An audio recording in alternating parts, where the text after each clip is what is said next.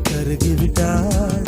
ஒரு ஜீன்ஸ் அணிந்த சின்ன கிளி ஹலோ சொல்லி கை கொடுக்க தங்க முகம் கருகிவிட்டாள். அந்த கல்வி பிறந்து சென்றால் நான் ஜீவன் உருகி நின்றேன். அந்த கல்வி